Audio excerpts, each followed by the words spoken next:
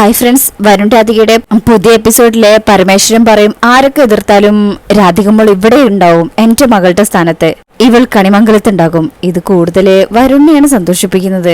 മുത്തശ്ശി എപ്പോഴും പറയും രാധികയുടെ ഭക്തി എന്തിനേയും തോൽപ്പിക്കുന്നു, അല്ലെങ്കിൽ ഇന്നലെ നിങ്ങൾ ഇരുട്ടിൽ നടത്തിയ പ്രവൃത്തി എന്റെ കണ്ണിൽ പെടില്ലായിരുന്നു. രാധിക പറയും ഏട്ടത്തി, മിണ്ടാനായ പ്രായം മുതൽ ഞാൻ നൊന്ത് വിളിക്കുന്നതാ എന്റെ കണ്ണനെ, ഭഗവാൻ എന്നെ തോൽപ്പിക്കില്ല എന്ന് പറഞ്ഞതിന് ശേഷം കണ്ണനെ ഇങ്ങനെ രാധിക നോക്കുകയാണ്. എന്റെ കൃഷ്ണ, മനം നൊന്ത് വിളിച്ചത് നീ കേട്ടല്ലോ. ഇത് പ്രിയങ്കയ്ക്കും ഉർവശിക്കും കൽപ്പനയ്ക്കും ഒട്ടും ഇഷ്ടം ആയിട്ടില്ല. അവരിങ്ങനെ ദേഷ്യത്തിൽ ആ രാധികയെ നോക്കുന്നത്. ഇപ്പോഴാ മുത്തശ്ശിക്ക് സന്തോഷമായിട്ടുള്ളത്. പിന്നീട് കാണിക്കുന്നത് ശ്യാമയുടെ മ്യൂസിക് സ്കൂളിലേക്ക് ഐശ്വര്യ വരികയാണ്. ശ്യാമയാണെങ്കിൽ അവിടെ പർദ്ദയൊക്കെ ഇട്ടല്ലേ ഇരിക്കുന്നത്.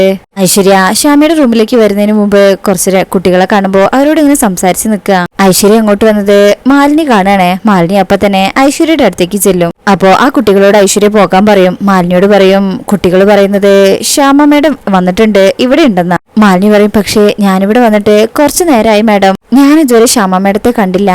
ഐശ്വര്യ പറയും, പക്ഷെ നമ്മൾ ഇന്നെന്തായാലും ശ്യാമയെ കണ്ടിട്ടേ മടങ്ങും എന്ന് പറഞ്ഞ ശേഷം ഒരു മരുന്നിന്റെ ബോട്ടിലെ പേഴ്സിന് എടുത്തിട്ട് അത് മാലിനിക്ക് കൊടുക്കണേ. ചുറ്റിലും ആരെങ്കിലും തങ്ങളെ ശ്രദ്ധിക്കുന്നുണ്ടോന്നൊക്കെ ഐശ്വര്യ പ്രത്യേകം ശ്രദ്ധിക്കുന്നുണ്ട്. എന്നിട്ട് ചുറ്റിലും നോക്കിയിട്ട് പറയും, ഇനി ശ്യാമ പാടരുത്, ഈ മരുന്ന് ഏതെങ്കിലും രീതിയിൽ ശ്യാമയുടെ ഉള്ളിൽ ചെല്ലണം. അത് നിന്റെ മിടുക്ക ജ്യൂസിൽ ചേർത്ത് കൊടുത്താൽ മതി. അതാവുമ്പോ വലിയ സംശയത്തിനൊന്നും ഇടയുണ്ടാവില്ല.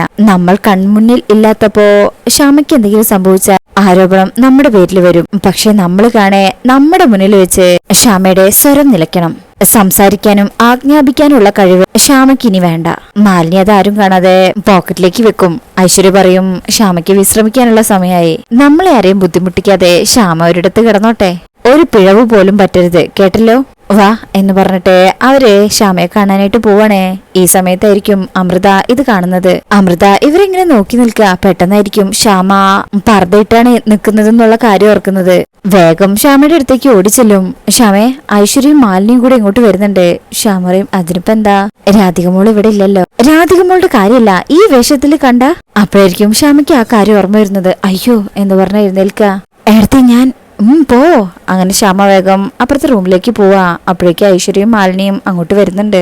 ശ്യാമ ആ റൂമിലേക്ക് കയറുമ്പോഴായിരിക്കും ഇവര് അകത്തേക്ക് വരുന്നത്. അമൃതേർത്തി ശ്യാമയുടെ അതുവിന് ശ്യാമ ഐശ്വര്യ പറയും, കുട്ടികൾ പറഞ്ഞല്ലോ ശ്യാമ ഇവിടെ ഉണ്ടെന്ന്. അമൃത പറയും, ആ ഉണ്ട്, ആ മുറിയിലുണ്ട്. ഐശ്വര്യക്കും അതെന്താ മുറിയിലെ, ശ്യാമയ്ക്ക് എന്താ സുഖമില്ലേ? അമൃത പറയും, ഇതുവരെ ഇവിടെ ഇരുന്ന് ജോലി എടുക്കായിരുന്നു, ഒന്ന് റെസ്റ്റ് ചെയ്യാൻ വേണ്ടി കയറിയതാ, ഞാൻ വിളിക്കാം എന്ന് പറഞ്ഞു പോയി. ശ്യാമ എന്ന് വിളിച്ച് കഥകിനിങ്ങനെ ഒരുപാട് പ്രാവശ്യം തട്ടുകയാണേ. അങ്ങനെ അല്പസമയം കഴിയുമ്പോ ശ്യാമ അങ്ങ് ഇറങ്ങി വരും. ശ്യാമ അവിടെ ചെയറിൽ വന്നിരിക്കും. എന്താ ഐശ്വര്യ എടുത്തി? ഐശ്വര്യ പറയും, സ്കൂള് കാണാൻ വേണ്ടി ഞാനൊരു ദിവസം വന്നിരുന്നു. അമൃത എടുത്തി പറഞ്ഞില്ലേ, അന്ന് ശ്യാമ ഉണ്ടായിരുന്നില്ല, ശ്യാമയുള്ളപ്പോ ഒന്ന് വരാന്ന് കരുതി. ശ്യാമ പറയും, ഇവിടെ അങ്ങനെ വിശദമായിട്ട് കാണാനൊന്നുമില്ല, കുറച്ച് കുട്ടികളുണ്ട്, പിന്നെ അവരെ പഠിപ്പിക്കുന്നവരും, അത്ര തന്നെ.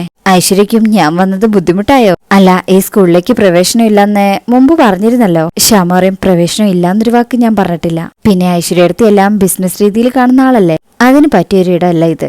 ഇത് ഞാൻ എന്റെ മനസമാധാനത്തിന് വേണ്ടി ചെയ്യുന്നതാ. കുട്ടികൾ ഇവിടെ പഠിക്കുന്നത് തികച്ചും സൗജന്യമായിട്ടാ. ഒരുപക്ഷെ ഐശ്വര്യടത്തേക്ക് അതൊന്നും ഇഷ്ടപ്പെടില്ല. മാലിനി പറയും, മേഡം എന്തിനാ വെറുതെ പഠിപ്പിക്കുന്നത്?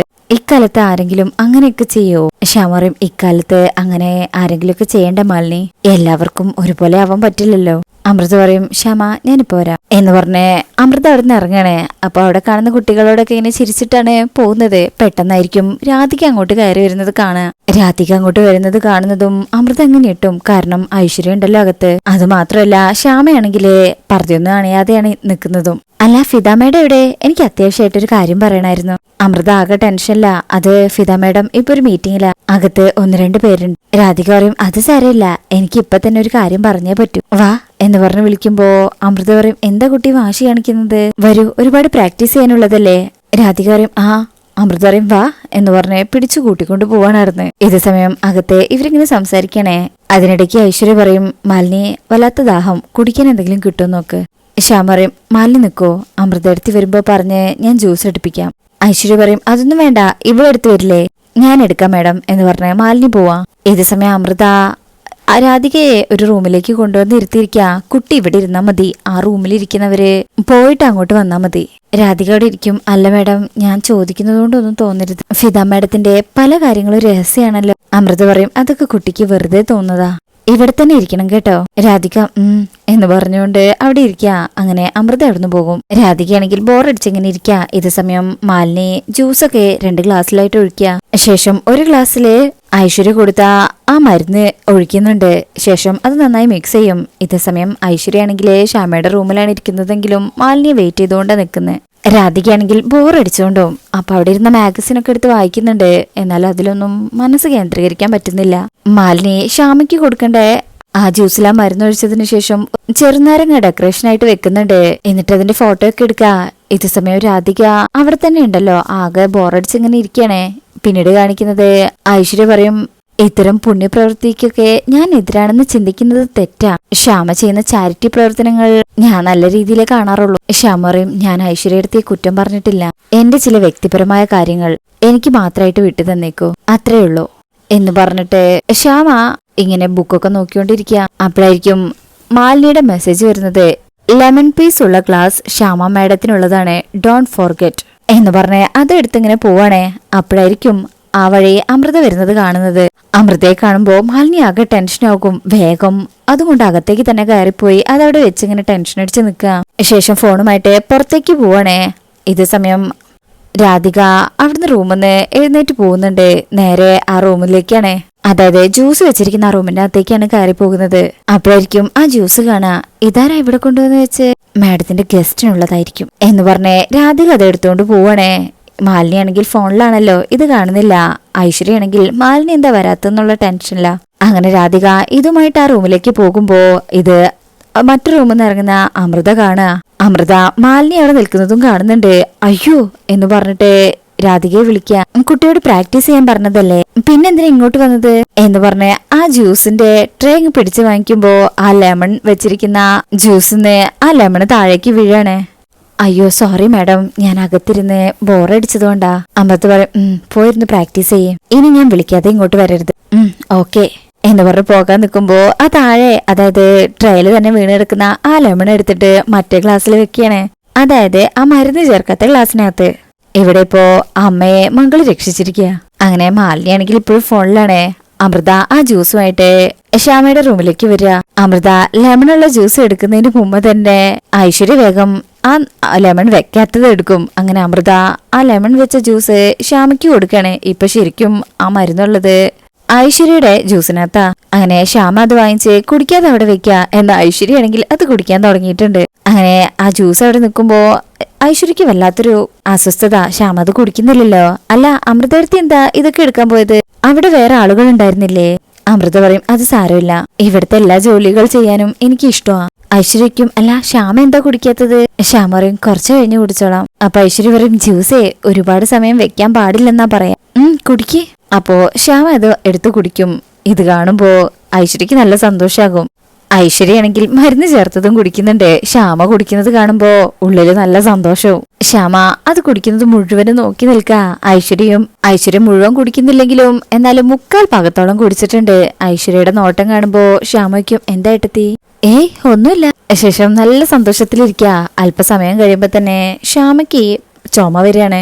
ഇത് കാണുമ്പോ ഐശ്വര്യക്ക് ഒന്നുകൂടെ സന്തോഷവും. സംഭവം കുറച്ച് തണുപ്പുള്ളത് കൊണ്ട് ശ്യാമയ്ക്ക് ചുമ വന്നതാണെന്ന് തോന്നുന്നു. അമൃതയ്ക്കും എന്തു പറ്റി ശ്യാമ? ഒന്നുമില്ല എന്നിങ്ങനെ പറയുന്നുണ്ടെങ്കിലും വല്ലാത്ത ചുമയുണ്ട്. അപ്പോഴായിരിക്കും ഇത് കണ്ട് മാലിനി വരുന്നത്. മാലിനിക്ക് സന്തോഷാവുന്നുണ്ട്. ഐശ്വര്യ ഇങ്ങനെ നോക്കുമ്പോ ഐശ്വര്യ കുടിച്ചൊന്ന് ഇങ്ങനെ കണ്ണുകൊണ്ട് കാണിക്കും. അങ്ങനെ ഐശ്വര്യ സന്തോഷിച്ചിരിക്കുമ്പോ പെട്ടെന്ന് ഐശ്വര്യക്ക് തൊണ്ടയ്ക്ക് ഒരുമാതിരി വല്ലാത്ത ചുമയും. ഇത് കാണുമ്പോ എല്ലാരും ഐശ്വര്യ ഇങ്ങനെ നോക്കും. ശ്യാമയ്ക്കും എന്തു പറ്റി? അമൃത പറയും, ഐശ്വര്യക്ക് തണുപ്പ് കൂടുതലാണെന്ന് തോന്നുന്നു. എന്നാ ഐശ്വര്യക്കാണെങ്കിൽ ഇപ്പൊ അസ്വസ്ഥതകൾ കൂടിക്കഴിഞ്ഞു. തൊണ്ടയ്ക്കൊക്കെ വല്ലാത്ത ചൊറിച്ചിലും ചുമയും. ഇത് കാണുമ്പോ എല്ലാരും പേടിക്കും. ഐശ്വര്യടുത്തി എന്തു പറ്റി? ഐശ്വര്യക്കാണെങ്കിൽ ഇപ്പൊ സംസാരിക്കാനും പറ്റുന്നില്ല. എന്താന്നറിയില്ല, ഒരു പിടുത്തം പോലെ. എല്ലാരും പേടിക്കും. ശ്യാമ വേഗം അടുത്തേക്ക് ഓടിച്ചെല്ലും. എന്തു പറ്റി ഐശ്വര്യടുത്തി? ശ്യാമയ്ക്കാണെങ്കിൽ ആകെ പേടിയാവുന്നുണ്ട്. ഐശ്വര്യക്കാണെങ്കിൽ ഇപ്പൊ ശബ്ദവും വരുന്നില്ല. എല്ലാവരും പേടിക്കും. മാലിനി എത്രയും പെട്ടെന്ന് ഐശ്വര്യടുത്തി ഹോസ്പിറ്റലിൽ എത്തിക്കണം. അമൃതടുത്തി ഏടത്തേയും കൂടെ ഒന്ന് പോ. അങ്ങനെ ഇവരെല്ലാവരും ഐശ്വര്യ ഹോസ്പിറ്റലിലേക്ക് പോകുന്നത് കാണിച്ചുകൊണ്ടാ ഈ ഭാഗം കഴിയുന്നത്.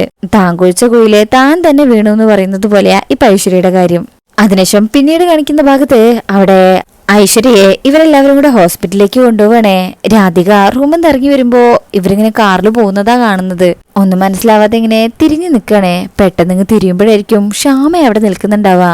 ശ്യാമയാണെങ്കിൽ ഞെട്ടിപ്പോകുന്നുണ്ട്. കാരണം ശ്യാമ ഇപ്പൊ പർദ്ദ അണിഞ്ഞിട്ടില്ല, മുഖം മറച്ചിട്ടില്ല. രാധിക ഇങ്ങനെ തിരിയുന്നതും ശ്യാമ ഇങ്ങനെ ഞെട്ടിലോടെ നിൽക്കുന്നതൊക്കെയാണ് ഈ പ്രൊമോയില് കാണിക്കുന്നത്. പിന്നീടുള്ള ഭാഗത്ത് കണിമംഗലത്ത് വരുണിനോട് പ്രിയങ്ക സംസാരിക്കണേ കുട്ടികളെ കുറിച്ചൊക്കെ. അങ്ങനെ വരുൺ ഇങ്ങനെ ഏത് കുട്ടികൾ എന്നുള്ള രീതിയിൽ സംസാരിക്കുമ്പോ പ്രിയങ്ക പറയും, ഞാൻ നമുക്ക് ജനിക്കാൻ പോകുന്ന കുഞ്ഞിനെ കുറിച്ചാ പറഞ്ഞത്, എനിക്കും വരുണും ജനിക്കാൻ പോകുന്ന കുഞ്ഞ് എന്നൊക്കെ ഇങ്ങനെ നാണത്തിൽ പറയുമ്പോ വരുൺ ഓ പിന്നെ നടന്നത് തന്നെ എന്നുള്ള ഭാവത്തില് പ്രിയങ്ക ഇങ്ങനെ നോക്കുന്നതൊക്കെ കാണിച്ചുകൊണ്ടാ ഈ ഭാഗം കഴിയുന്നത്. അപ്പോൾ ഇന്നത്തെ റിവ്യൂ ഇഷ്ടപ്പെട്ടിട്ടുണ്ടെങ്കിൽ ചാനൽ എല്ലാവരും ഒന്ന് ലൈക്ക് ചെയ്ത് സബ്സ്ക്രൈബ് ചെയ്ത് സപ്പോർട്ട് ചെയ്തേക്കണേ. താങ്ക്